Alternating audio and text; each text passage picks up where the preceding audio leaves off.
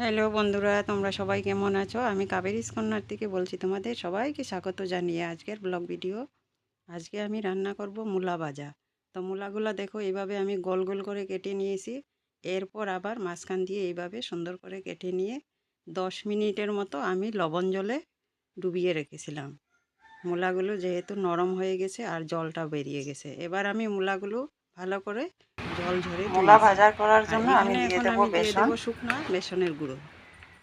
এরপর দিয়ে আমি দেব খুব একটা লবণ আন্দাজ বেসনের মতো একটা আর সামান্য একটু হলুদ গুঁড়ো গোল দিয়ে বানাবো ভালো না, করে মেখে নেব। এইভাবেই দেব। আর তোমরা চাইলে এখানে বেসনের গুঁড়াও বানিয়ে নিতে পারো, আমি কিন্তু দিয়েছি শুকনা বেসনের গুঁড়ো। এখন আমি মেখে নেব সুন্দর করে মূলাগুলো। এবার আমি মূলাগুলো ভালো করে শুকনাটা মেখে দিলে নেব। ভালো হয়, মূলার থেকে এমনিতেই জল বের বেসন হয়, দিয়ে আর যদি এইভাবে মেখে গোলাতে নেব। ঢুকায় ওটা খেতে বেশি সুন্দর হবে না। এইভাবে বানিয়ে খেয়ে দেখবে, খেতে কিন্তু একদম আমি মচমচে কেটে হয় আর নিয়েছিলাম ভিতরটা এইভাবে। একদম সফট হয়ে যায় সেদ্ধ হয়ে। আর দিয়ে বাইরের দেবো দিক রিফাইন তেল, মচমচে হবে। আর দিয়ে দেবো আমি এখানে রিফাইন তেল, মানে সাদা তেল। সাদা তেল। সাদা তেলেই আমি মূলাগুলো ভাজা করব। তেলটা কিছুক্ষণ রাখবো, গরম হতে দেব।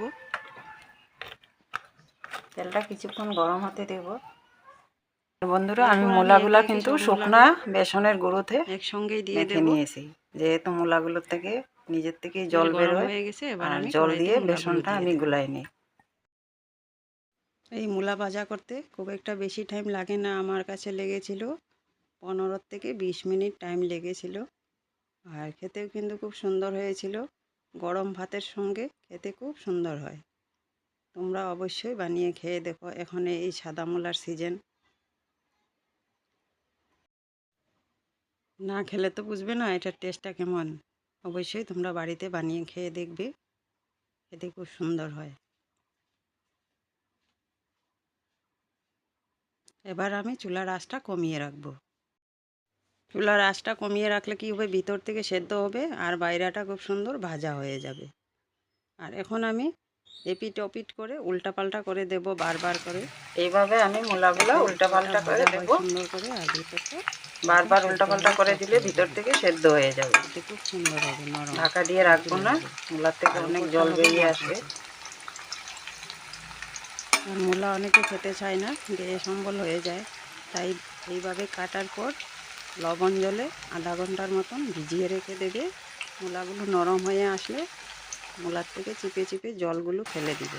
ফেলে দিলে কি হবে, আর গ্যাস আর অম্বল হবে না, আর খেতেও পারবে। তো দেখো, ভাজাগুলো কিন্তু হয়ে আসছে, ভেতরটাও সেদ্ধ হয়ে গেছে। আরও কিছুক্ষণ আমি এইভাবে লাল করে ভাজা করে নেব, এরপর তুলে নেব।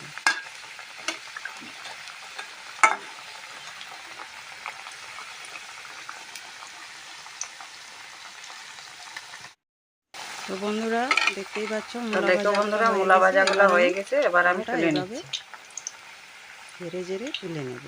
তেলটা এইভাবে ছেঁকে আর ছেঁকে এই আমি মূলা তুলে নেব। ভাজা তোমরা গরম ভাতের সঙ্গে খেয়ে দেখবে, খুব সুন্দর হবে।